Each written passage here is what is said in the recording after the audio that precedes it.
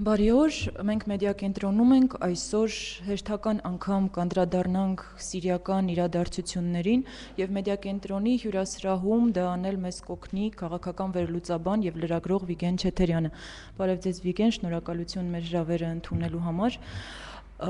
Մինչ անդրադառնալը մասնավոր հարցերին, կուզեի, որ ավելի մանրամասն եւ ավելի խորքային խոսեինք այն բանի մասին, ինչ կատարվում է Սիրիայում, քանի որ քաղաքացիական պատերազմ բնորոշումը վաղուց արդեն դուրս է եկել քաղաքացիական պատերազմ սահմանագծից եւ հպվում է միջազգային քաղաքականության տարբեր եզրերի, խնդրում եմ մեկնաբանեք, թե ինչ է կատարվում Սիրիայում այժմ, որտեղից էր սկիզբը եւ ինչ կետում ենք հիմա։ Շնորհակալություն հրավերին, Այո։ Բարև ձեզ։ Ուրեմն Սուրիո շուրջ արդեն 3 տարի է այնտեղ հագամարտությունը զարգանում է եւ վստահ եմ, որ բոլոր այստեղ գտնվող ժուրնալիստներ, վերլուծաբաններ ունին իրենց տեսակետը։ Գա հիմնական տարբեր բացատրություններ սուրիական կոնֆլիկտի շուրջ։ Գա մեկը, որ իշխանությունները զարգացնում են սուրիական հետևյալն է, որ քանի սուրիական իշխանությունները Սուրիա իբրբեդություն հագա-արևմտյան է, հագա-իսրայելյան է, այս բոլոր բադահարները, այս բոլոր թեփքերը, այս պատերազմը այդ կոնտեքստի մեջ բացատրվում են, թե այս հետադիմական ուժերու, իմպերիալիստական ուժերու կողմի հարձակում է Սուրիո վրա։ Գա այլ բացատրություններ, Գա մեկ տեսակետ, որ հիմնականը ինչ որ բադահում է այնտեղ հագա ուրեմն դիկտատորական ռեժիմի դեմ պայքար է ազատություններու համար, քաղաքական ազատություններու համար, մարդկանց իրավունքներու համար եւ այլն։ Գա երրորդ տեսակետ, որ Սուրիո հագամարտությունը, ինչպես ընդհանրապես միջին արևելքի կոնֆլիկտները զիդեղում է սուննի, շիայի հագասություններու հողի վրա։ Լավ, այս բոլոր բացատրությունները անշուշտ կան եւ որևէ մեկ բացատրություն նման շատ բարդ կոնֆլիկտի շուրջ բավական չէ, որպեսզի հասկանանք Սուրիա, պետք է հետևենք այդ երկրի պատմության, որպեսզի հասկանանք այսօր ինչպիսի զարգացումներ բերած են այս իրականության։ Ընդհանրապես, եթե մենք չունենք կոնտեքստը որևէ մեկ երկրի, չենք կարող հասկանալ այդ կոնֆլիկտը, եւ որևէ մեկ կոնֆլիկտ ունի տարբեր շերտավորումներ, եւ բարձրապես առաջարկել մեկ բացատրություն, մեկ ընդհանուր պատմություն անպայման կլինի սխալ եւ սահմանափակ ստերեոտիպական։ Ես ինչ որ կուզեմ այստեղ ասել, հետեւյալն է, որ Սուրիա մինչեւ 2011 ունի գարջ պատմություն, որ կսկսի 1946-ին, երբ Սուրիա դարձավ անկախ Ֆրանսիային։ 1946-ին մինչև 2011 սուրիական պատմությունը փաղկացած է երկու մասի։ Առաջին մասը 46-ին մինչև 70 Սուրիա երկիր մներ, որտեղ չկար քաղաքական գայունություն։ Երկիր մներ, որտեղ քաղաքական պայքարը շատ ուժեղ էր։ Առաջի ռազմական ուրեմն հեղաշրջումը դեղի ունեցավ 1949-ին Հոսնի Զայմի կողմէ եւ այդ տարի դեղի ունեցավ 3 ռազմական հեղաշրջում։ Եվ Սուրիո վիճակը այդպես շարունակվեցավ դարիներ շարունակ չունենալով գայունություն։ Այս գայունության բագասի բաժարները շատ խորքային են, այսինքն Սուրիա իբր երկիր երբեք Սուրիո դարբեր քաղաքներու վերնախավերը երբեք չէին համաձայնած, որ Սուրիան իրենց երկիրն է։ Օրինակ բադահական չէ, որ Սուրիո այսօր իշխող գուսակցության քաղաքապարախոսությունը սուրիական չէ։ Pan-արաբական է, այսինքն բաց գուսակցության քաղաքապարախոսությունը չընդունիր Սուրիո լեգիտիմ լինելու մասին։ Սուրիա իրենց համար կավար մնե մեծ արաբական աբակա բեդության, այդ յուտոպիական բեդության մեկ նահանգն է միայն։ Այսինքն երկրի մեջ իշխող գուսակցությունը ինքը չընդունիր այդ երկրի լեգիտիմության շուրջ։ Այդ երկիրը իրենց համար արդյունք էր իմպերիալիստական, կոլոնիալական ուժերու դարաշրջանի բաժանման։ Այսինքն այս շատ պրոբլեմատիկ երևույթ է կարող եք երևակայել որ ծեր վերնախավը ծեր պետությունը ծեր պետության բոլոր կառույցները սկսելով ուսումնական համագարկեն երեխաներուն սովորեցնում են որ մեր պետությունը այս չէ ինչ որ դուք ունիք այլ Իրաքեն մինչև Մարոկ այդ է մեր հայրենիքը եւ այսինքն ճիշտ մեկ կողմեն այս իդեոլոգիական երևույթ է իսկ մյուս կողմեն այս շատ կրիզիսի արտահայտություն են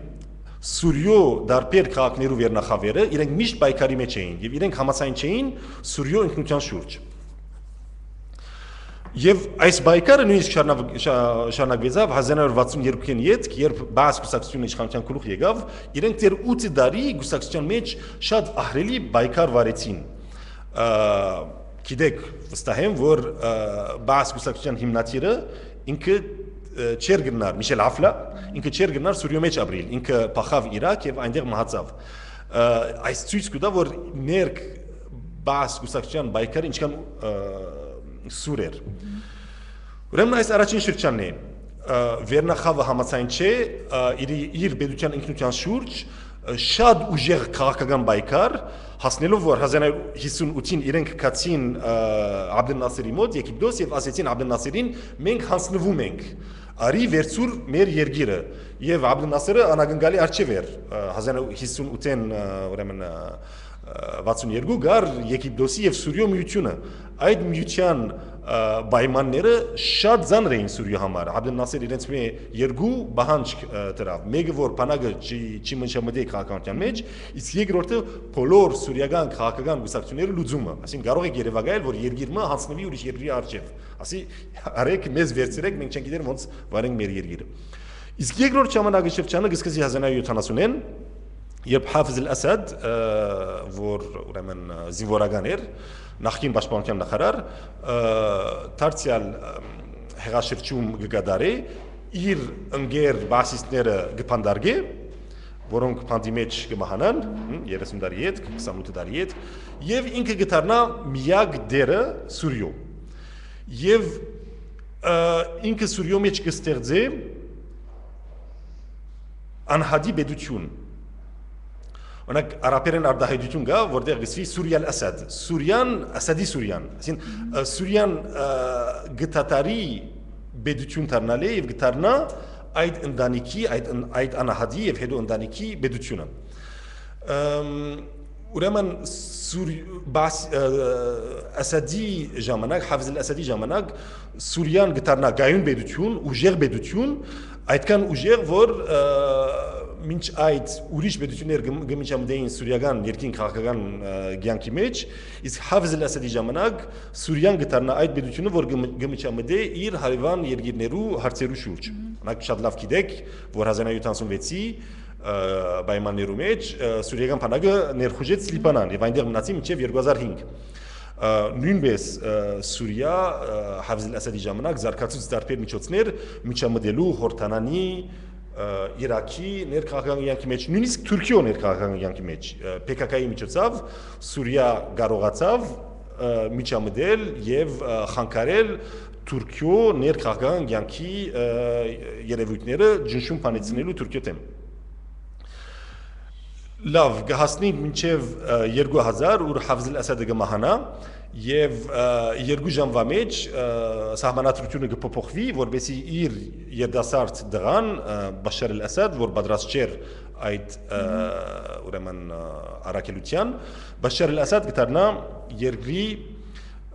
նախագահ։ Հիմա 2000-ին մինչև 2011 պետք է հիշել մի քանի զարգացումներ։ Առաջինը այդ է, որ Հաֆիզ Ասադի ժամանակ սուրիական պետությունը սոցիալիստական ոճի պետություն էր, ուր որոշ չափով պետության ռեսուրսները կվերապաշխվեր աղքատ շրջանակներու, քիչ զարգացած քաղաքներու, նահանգներու ուղղությամբ։ Երբ Բաշար Ասադը եկավ, ինքը խոստացավ բարի նորոգություններ, բարի փոխումներ, բայց այդ բարի փոխումները դեղի չունեցան քաղաքական դաշտի մեջ, այլ դեղի ունեցան տնտեսական դաշտի մեջ։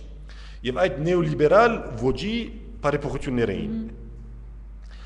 Այսինքն բեդությունը սկսավ ավելի քիչ վերապաշխել եւ ավելի շատ գուտագել կապիտալ վերնախավի մոտ եւ այս ստեղծեց ուրեմն քեր աղքատություն, որը շրջաններու մեջ եւ այդ ուրեմն քաղաքական ասոցիացիոնը տեսանք 2011-ին յետ օրինակ Սուրիո ապստամբությունը սկսավ դարա քաղաքեն որ բադմագանորեն եղած է շատ ուրեմն բասիստ քաղաք դարա շատ հավատարիմ եղած է բասի հանդեպ ուրեմն փոխ նախագահ Սուրիո Ֆարուկ Էլ-Շարա ինքը այդ քաղաքն է ուրիշ քաղաքը որտեղ շատ թեժ բայկար դեր ունեցավ դերզոր դարձյալ բադմագանորեն եղած է շատ բասիստ քաղաք բայց քանի 2007 դնդեսական բարեփոխությունները ուրեմն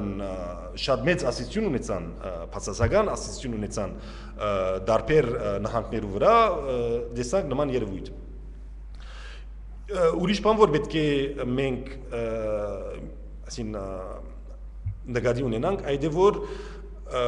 բեդությունը իբր բեդություն բաշարի ժամանակ իր թերը փոխեց եւ այդ վերապաշխման թերը գրճադեց եւ նույն ժամանակ Սուրիա դարբեր տնտեսական, սոցիալական եւ մանավանդ դեմոգրաֆիկ զարգացումներով արժեվ էր մեկ օրինակ դամ երբ Հաֆիզ Ալ-Ասադը Սուրիո նախագահ դարձավ 1979-ին Սուրիա ուներ 9-10 միլիոն բնակչություն 2011-ին Սուրիա ուներ 23 միլիոն բնակչություն այսին եւ շատ մեծ թիվով երիտասարդներ Սուրիո դարեգան դեմոգրաֆիկ զարգացումը մոտավորապես 300,000 թիվ կգազմեր այսին մոտավորապես ամեն տարի 300,000-ի չափ երիտասարդներ մուտք գործեին աշխատանքի շուկա բայց սուրիական տնտեսությունը հնարավորություն ուներ մենակ 50-55,000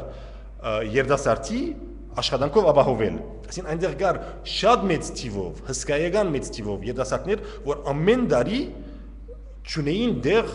Սուրիո տնտեսության մեջ կամ պետք էր երթային ուրեմն գոլֆի երկիրներ կամ լիբանան եւ շատ աժան ծևով աշխատեին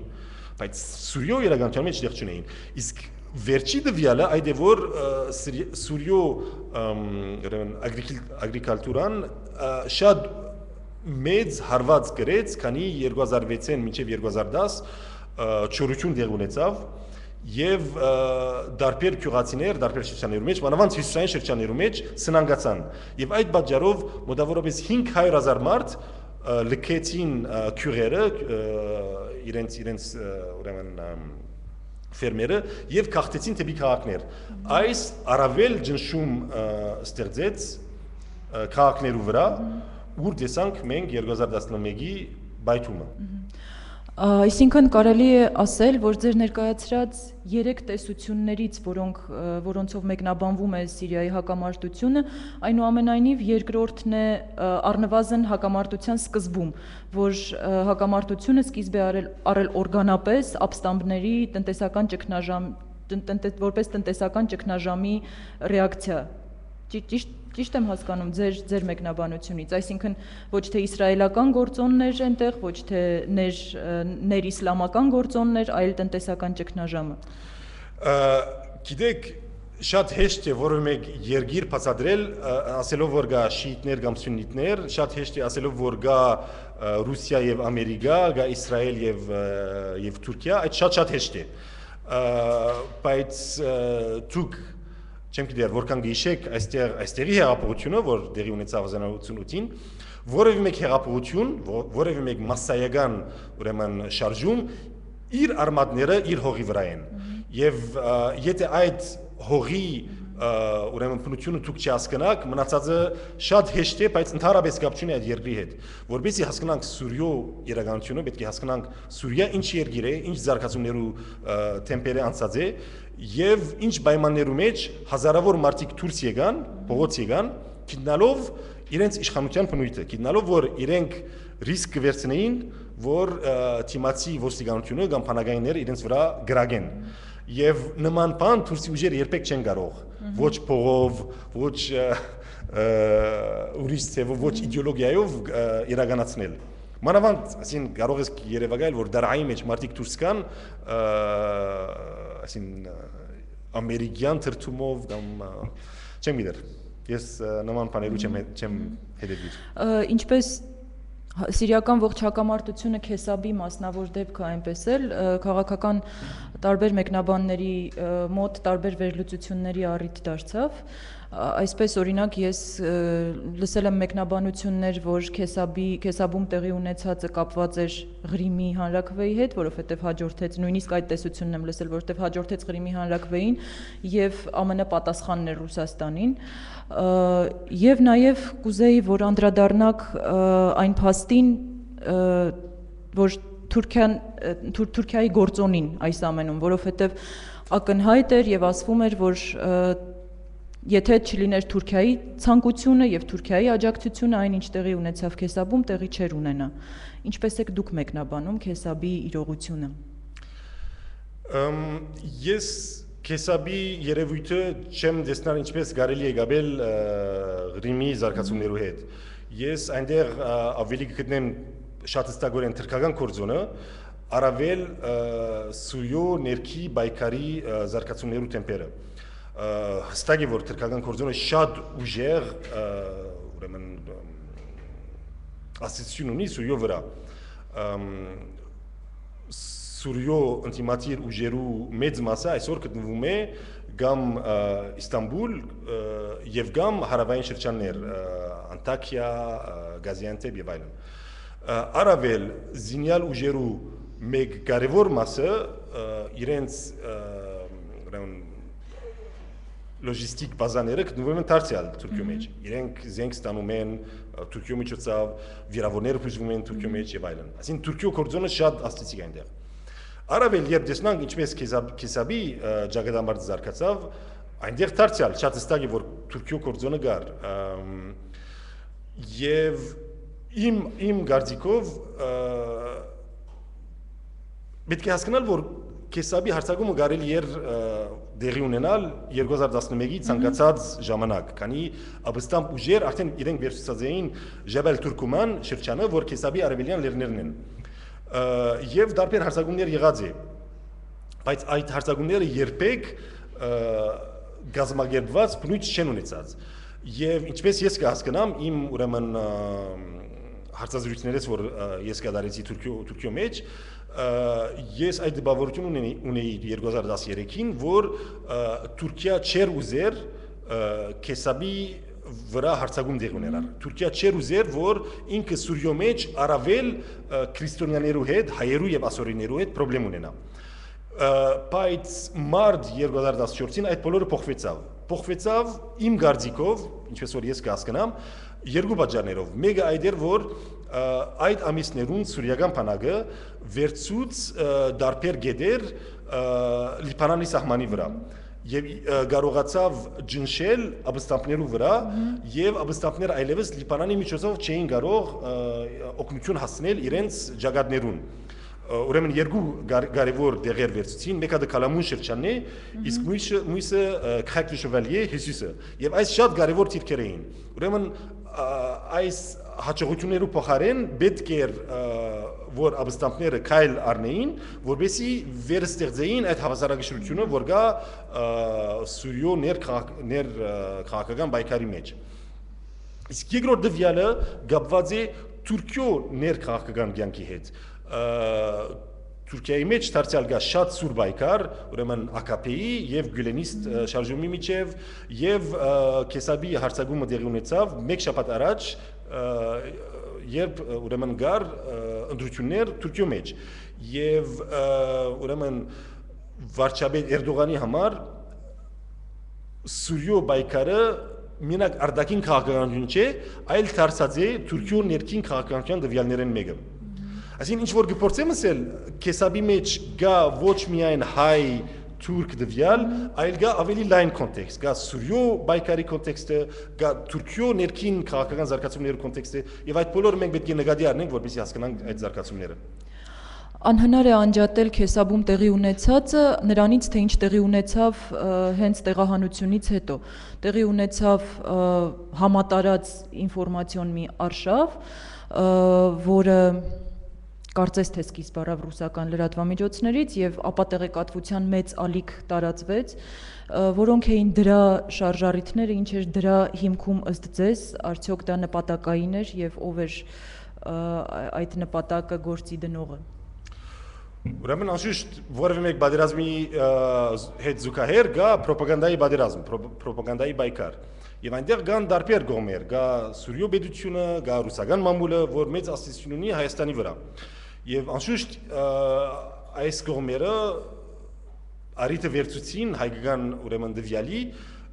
որբեսի հագա թրքական, հագա սուրիական ինտիմության թեմ բայկար դանին։ Այդ մեկ։ Երկրորդը գա հայկական կողմի գեցվածքը, հայկական կողմերու գեցվածքը, եւ մանավանդ այդ արշավը որ դեղի ունեցավ, որտեղ դեսնում էր միայն հայ եւ թուրք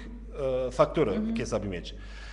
Իմ գարդիկով այս շատ մեծ սխալ էր, մանավանդ այդ ոճով որ կդարվեցավ այդ արշավը, շատ անկրակետ էր, շատ մեծ սխալներով, խոսելով որ հայեր չարտվեցան, եղեղեցիներ քանթվեցան, նկարներ բերելով ուրեմն ռակկայեն, ասելով որ այս տեղի է ունենում կեսաբի մեջ, այսինքն շատ անկրակետ էր։ Երկրորդ անկրակետ դվյալը այդ էր, որ այդ մարդիկ չէին հասկանալ, որ որևէ մեկ բան որ խոսից կեսաբի մասին, այդ իր աստեցություն ունի Սուրիո ներքին բայկարի մեջ։ Եվ պետք է հասկանանք մենք այդ ներքին բայկարի մեջ մեր դիրքորոշումը ինչ է։ Ուրեմն հայ համայնքի պաշտոնական դիրքորոշումը այդ է, որ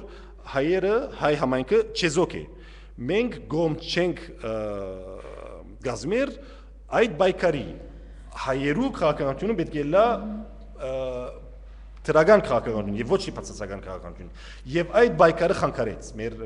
դիրքորոշման ակնհայտորեն խանգարեց, որովհետև Քեսաբի տեղահանությունից հետո անմիջապես էստեղից մեկնած պատվիրակությունը, երբ մեկնեց Սիրիա եւ հանդիպեցին նաեւ Բաշար al-Ասադի հետ եւ ստորագրվեց հայտարարագիր, որը աջակցում էր Ասադի հակաահաբեկչական գործունեությունը, այսինքն 2011-ից ի վեր առաջին անգամ Հայաստանը հայտնեց, այսպես ասած, պրոբաշարյան, պրոասադյան դիրքորոշում։ Ինչպես դա կանդրադառնա հայ համայնքի վրա առաջին հերթին եւ միջազգային հանրության մեջ ինչ դիրքում է դա մեզ դնում։ Ուրեմն դարբեր հարթություններ կա, նախ պետք է հասկանալ, որ Սուրիո մեջ բադահածները այս երկար բادرազմ է, այսինքն եւ այդ բادرազմը անցնելու է դարբեր փուլերը։ Եվ մենք պետք է անենք այդ բոլորը, որպեսզի պահպանենք մեր այնտեղի համայնքի գոյությունը այդ դարբեր շատ թեժ փուլերու ընթացքին, որպեսզի երբ բادرազմը վերջանա, թեր հայություն մնա Քեսաբի մեջ, Հալեբի մեջ, Լատակիայի մեջ, Դամասկոսի մեջ եւ այլուր։ Որպեսզի այս կարողանանք իրականացնել, պետք է հասկանանք հայերու թիրքը։ Լավ, այսօր ամենաշատ թիվով հայեր կան Հալեբի կենտրոնի մեջ։ Այդ տաղամասերը, որոնք գտնվում են իշխանության ուրեմն բանակի կոյության դակ, բայց իրենք ռազմատաշն են, այսինքն շատ մոդ, շատ գից հայկական թաղերու կան ապստամբ թաղեր, եւ այդ երևույթը շատ փոփոխական է, եւ եթե մենք այդպիսի դիրքորոշումներ վերցնենք, որտեղ ընդդիմությունը մեզ ընդունի իբր պրո-ռեժիմ դվյալ, այն ժամանակ մենք կվտանգենք հայության գոյությունը այդ տաղամասերու մեջ։ Ընդհանրապես այս բայկարը շատ դաժան բայկար է, շատ դաժան բայկար է։ Անանք որ մենք պետք է ավելցնենք այդ դաժանության վրա սխալներ, ուր կարող է դառնալ գործանիչ մեր համայնքի համար։ Ես ձեր հոդվածն էի կարդում, որ ապրիլի սկզբին էր հրապարակվել, այնտեղ դուք վկայակոչում էիք հայ համայնքի վիճակը, հայ համայնքի իրավիճակը եւ վերաբերմունքը հայ համայնքի հանդեպ տասնամյակներ առաջ եւ հիմա եւ գրում եք, որ շատ մեծ է փոփոխությունը, այսինքն հայ համայնքի հանդեպ դրականից բացասականի է վերաճել վերաբերմունքը։ Ինչով է դա պայմանավորված։ Արաբների վերաբերմունքը հայ համայնքին ինչու է դարձել բացասական։ Այնտեղ դարբեր պատճառներ կա, շատ բարդ պատճառներ, պատճառները մեկը այդ է, որ ընդհանրապես արաբական երկրներու մեջ 70-ական թվականներուն անցանք ասկային ուրեմն բացատրությունները դեպի իսլամական բացատրություններ, այսինքն աշխարհայացքը հանրության դարձավ դեպի իսլամի միջոցով բացատրել դարբեր երևույթներ եւ այս ուրեմն ընդհանուր դիսկուրսի մեջ հայերը դարձան օդարներ առաջ երբ կար օրինակ բաղեսինյան ասկային բայկարը լիբանանյան բայկար սուրիական բայկար այդ բայկարներու մեջ մենք ուրեմն տաշնագից էինք այդ արաբ ժողովուրդներու հետ ընդեմ Իսրայելի ընդեմ Թուրքիո որ Թուրքիան այն ժամանակ նատոյի անդամ էր եւ Իսրայելի տաշնագից այսինքն մենք սեփվում էինք այդ ժողովուրդներու գողքը դարաբաց եւ բայկարող ժողովուրդ բայց երբ դիսկուրսը փոխվեցավ եւ դարձավ իսլամական դիսկուրս այդ դիսկուրսի մեջ մենք դարձանք օդար եւ առավել Թուրքիան դարձավ ոչ թե ճշնամի այլ տաշնագից ուրեմն այս մեկ շատ ասին կարևոր զարգացում է բայց ուրիշ զարգացումներ դարձյալ կա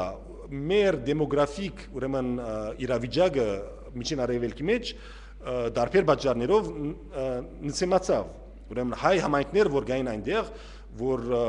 70-ական թվականներում օրինակ Բեյրութի մեջ կար 3 օրաթերթ 2 քրական ամսաթերթ շատ հարուստ մտավոր կյանք իսկ այսօր մեր համայնքները շատ աղքատացած են եւ մենք ճունենք մտավորական պոտենցիալը որբեսի զրույցի մեջ մտնենք արաբ հարային գարձիկի հետ, մտավորականներու հետ, եւ այս շատ կարեւոր է։ Մենք այսօր դարձած ենք միջին արևելքի մեջ, գետոներու մեջ ապրող ժողովուրդ եւ մեր հարևանները չեն գիտեր մենք ով ենք, չեն գիտեր մեր պատմությունը եւ մենք շատ քիչ ուրեմն միջոցներ ունենք մեր պատմությունը բացատրելու, մեր բայկարը, մեր տադը պատմելու մեր հարևաններուն։ Երեք հայտարարվեց նախագահական ընտրությունների օրը Սիրիայում հունիսի 3-ը եւ անմիջապես դրան հաջորդեց միջազգային հանրության կտրուկ բացասական արձագանքը ԱՄՆ-ի կողմից, ՄԱԿ-ի կողմից Բաշար Ալ-Ասադը դեռ թեկնածությունը չի դրել, բայց ակնհայտ է, որ նա եւս մեկ անգամ կառաջադրվի եւ ըստ կանխատեսումների մեծամասնությամբ նաեւ ինքը կդառնա նախագահ, ինչպես կվերլուծեք դուք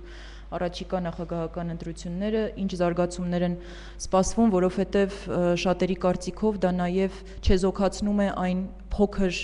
հույսը խաղաղ լուծման, հակամարտության խաղաղ լուծման, որը գոյություն ունի։ Ուրեմն ես կասեի, որ այդ ընտրություններ չեն, այսին Սուրիո մեջ երբեք ընտրություն չի եղած, եւ 2001-ի ուրեմն Աբստամբուտենեն յետք Բաշար Ալ-Ասադը երբեք թույլ չի տվավ հնարավորություն չառաջարկեց ընդդիմության դարբեր այդ սոցիալական ուժերու որ դուրս եկան մտնել բանակցություններու մեջ։ Այսին սուրիական ռեժիմը երբեք պատրաստ չէր փոխզիջումներու միջոցով այդ շատ դժվար իրականությունը ուրեմն ղեկավարել։ Եվ մինչև այսօր գտեսնանք Ժնև 1, Ժնև 2, այնտեղ որևէ մեկ փոխզիջումներու հնարավորություն չի գա։ Նույնիսկ ցեվական օրեն շատ քիչ բան գարաչարգվի ինտիմության։ Օրինակ դամ 2012-ի ժամանակ փետրվարին նոր սահմանադրություն ուրեմն անցավ Սուրիո մեջ, իսկ մայիսին դեղի ունեցավ ազգային ժողովի ընտրություններ։ Ազգային ժողովի ընտրություններ, ուրեմն մեյուգես դարի Աբստամբուտենը յետ գերգի մեջ, ուր բաս կուսակցություն դարձյալ հաղթող կուսակցությունն է, ուր վարչապետը դարձյալ որ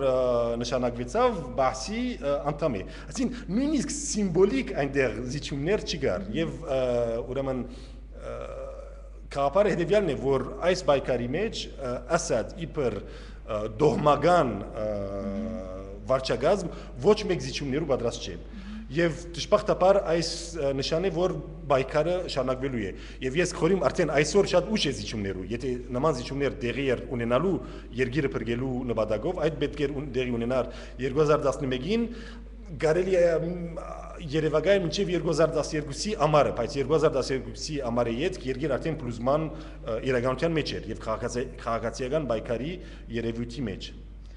Լավ, որն է վերջնագիծը այս հակամարտության, Վիգեն, կա արդյոք, տեսանելի է արդյոք որևէ վերջնագիծ, որևէ ժամանակային սահմանագիծ,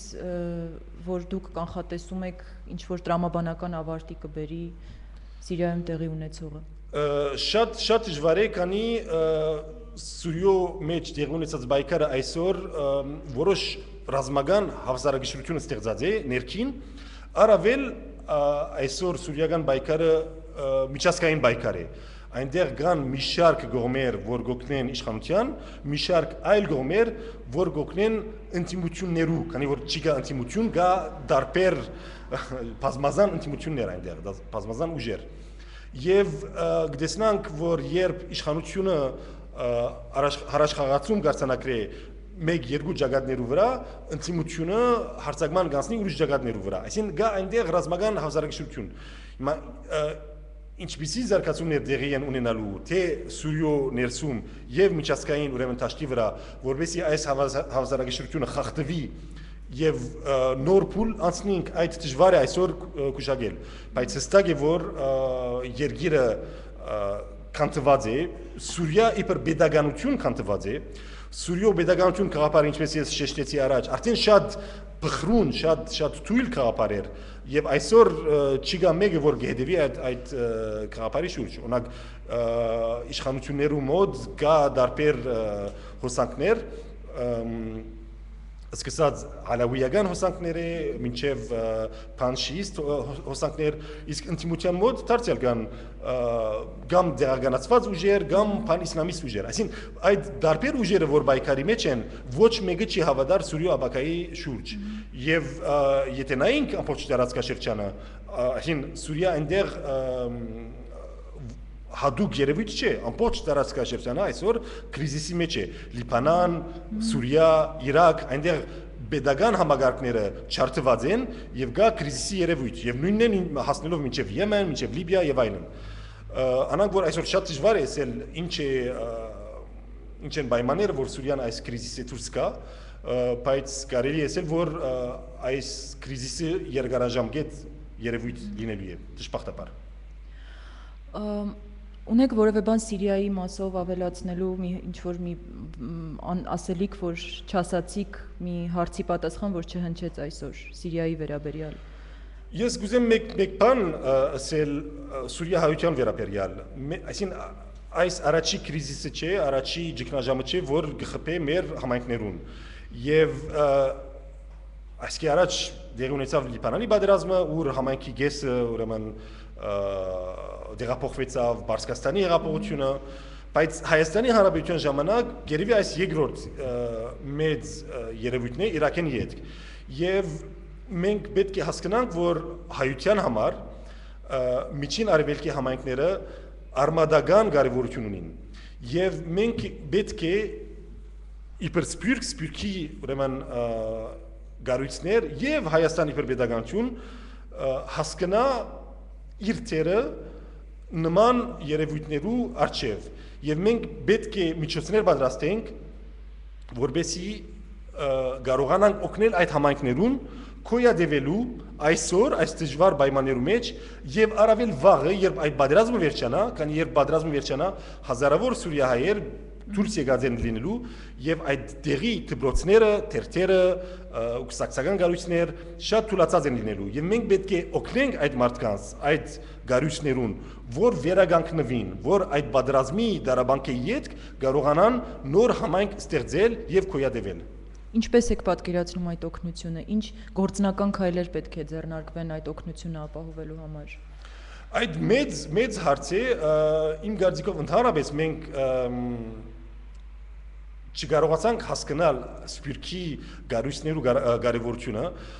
Հայաստանի մեջ շատ լավ ըմբռնում չի գա այդ ինչքան ուրեմն փխրուն է սպյուրքի գարույցները, պետք է հասկանալ, որ սպյուրքի մեջ այդ թերթերը, այդ դպրոցները, այդ քիրք քրելը, այդ եկեղեցի բահելը, բոլորը գերականացվի այդ անհատներու ուրեմն օգնությունն է, որ կգազմի սպյուրքը եւ վերջի 20 առավել տարիներու ընթացքին սպյուրքը մեծ չանք թափեց, որ այդ իր կոպեկները, որ մեկոն գտնե սովորաբար օգնելու իր համայնքի գարույցներուն, այդ փողերու մեծ մասը եկավ Հայաստան եւ Ղարաբաղ։ Եվ այս ուրեմն օգնության արդյունքը այդ էր, որ սպյուրքի գարույցները իրենք շատ թուլացան։ Եվ այսօր տեսնանք սպյուրքի թերթերու, դպրոցներու վիճակը եւ համեմատենք օրինակ 70-ականներու իրավիճակի հետ, երբ սպյուրքի ուրեմն գարույցները շատ հարուստ, շատ ջող, շատ ուժեղ գարույցներ էին, Նագես գիշեմ սպիրկի մեր դպրոցները շատ ավելի որակավոր դպրոցներ էին, քան այդ երկիներու մեջ գտնվող հարային դպրոցներ, սեփական դպրոցներ, իսկ այսօր իրականությունը ամբողջովին դարբեր է եւ պետք է մենք մշակենք ուրեմն նոր մոտեցում, որ մեր սպիրկի ուրեմն այդ գառույցները դառնան դարձյալ արտիական եւ կարողանան արձագանքել այսօրվա բանջկները եւ դժվարությունները։ Շնորհակալություն, ամփոփելով Սիրիայի թեման դժվար է չանդրադառնալ հայոց ցեղասպանության թեմային, օրեր անց 99 տարին է լրանում հայոց ցեղասպանությունից ի վեր։ Ես գիտեմ, որ դուք նաև 2015 թվականին ձեր հերթական աշխատությունը կհրատարակվի, նախատեսվում է տպագրության, բաց վերքեր, հայեր, թուրքեր եւ հայոց ցեղասպանություն եւ ցեղասպանության մեկ դար վերնագրով գիրքը կուզեմ, որ նաեւ ձեր գրքի համատեքստում, ձեր գրքի կոնտեքստում ձեր կարծիքը հնչեցնեք, թե ինչ է մեզ այնուամենայնիվ սպասվում մեկ տարի անց, որովհետեւ թե Թուրքիայում, թե Հայաստանում որոշակի աշխատանքներ են տարվում 100-րդ տարելիցին ընթരാճ։ Կուզեմ, որ ձեր տեսակետը հայտնեք նաև ձեր գրքին առանց սփոյլերների, բայց ինչ-որ անդրադարձով։ Ուրեմն Քիրքի իմ հարցը հետևյալն է, որ այսօրվա քաղաքական կյանքի մեջ 1915-ը ինչ տեղ կգրավի։ Այսինքն իմ աշխատանքը պատմական ուրեմն ակնարկ չէ, այլ ավելի քաղաքական վերլուծական աշխատանք է։ Եվ այն ինչ որ գնամսեր 2015-ը արիթ է, շատ լավ արիթ է, որ մենք մեր խոսքը հասցնենք։ Բայց որովհետեւ մենք մեր խոսքը հասցնենք, պետք է նախ որոշենք մենք ինչ ունենք ասելու մարդկության, ինչ է մեր պատկամը մարդկության, եւ մենք կբահանջենք, որ մարդկությունը ընդունի մեր ցավը, մեր անցյալը։ Միակ ցավը, որ մարդկությունը ընդունի, մենք կարողանանք մեր ցավը վերածենք համամարտկային հարց։ Եվ միայն այն ցավով է, որ մենք կարողանանք երկխոսության մեջ մտնել համաշխարհային հանրային գարձիկի հետ, իմիջի այլոց Թուրքիո հանրային գարձիկի հետ, կամ միջին արևելքի հանրային գարձիկներու հետ եւ այլն։ Եվ իմ գարձիկով այդ ուղղությամբ մենք դեռ որոշ աշխատանք ունենք կատարելու։ Ինչ պետք է արվի մասնավորապես։ Որոնք են այն քայլերը, որոնք կարծում եք լսելի կդարձնեն մեր ձայնը միջազգային հանրության համար եւ մասնավորապես Թուրքիայի համար։ Ինչ մասնավոր քայլեր պետք է ձեռնարկվեն։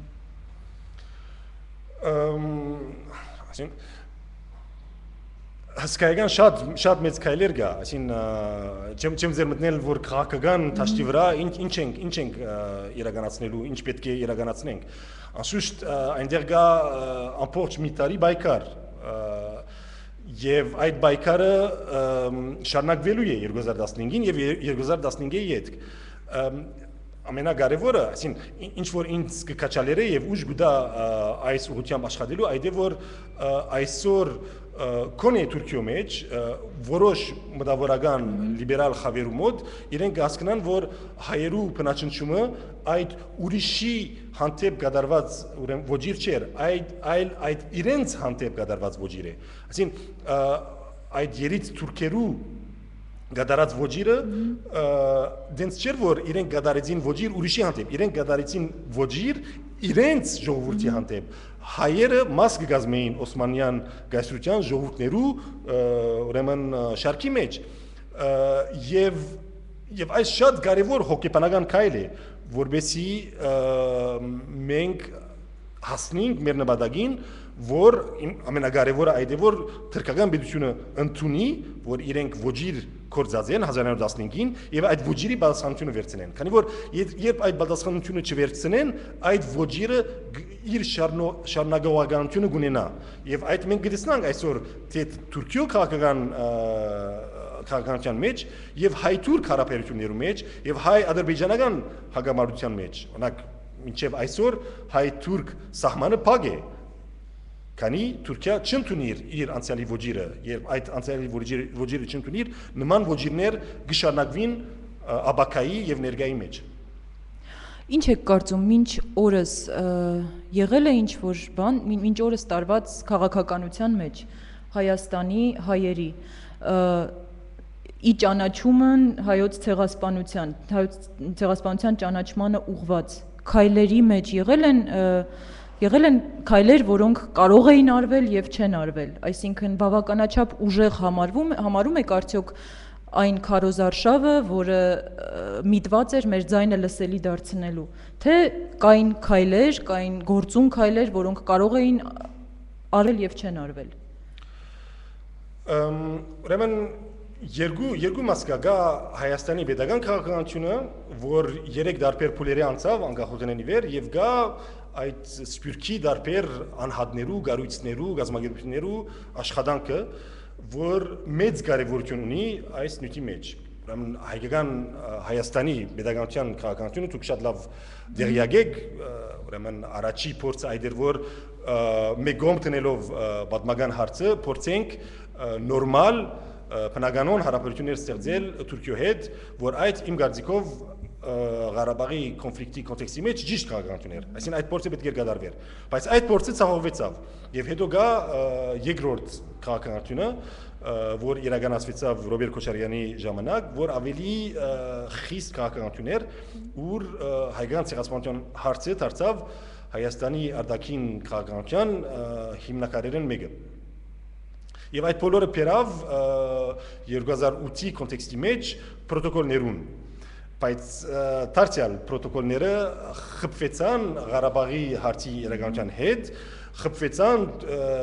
Թուրքիո ուրեմն փորձին, որ հայ-թուրք հարաբերությունները դարձյալ գաբե Ղարաբաղի հետ, եւ դարձյալ ցավեցավ։ Ուրեմն այս մեկ երևույթ կա, որ այսօր փագուղի արժև է։ Իսկ մի ուրիշ երևույթ, ուր դասնյակ դարիներու սպյուրքի անհատներու եւ գառույցներու բայկարը մանավանդ գսեի այդ մտովարական մարդկանց աշխատանքները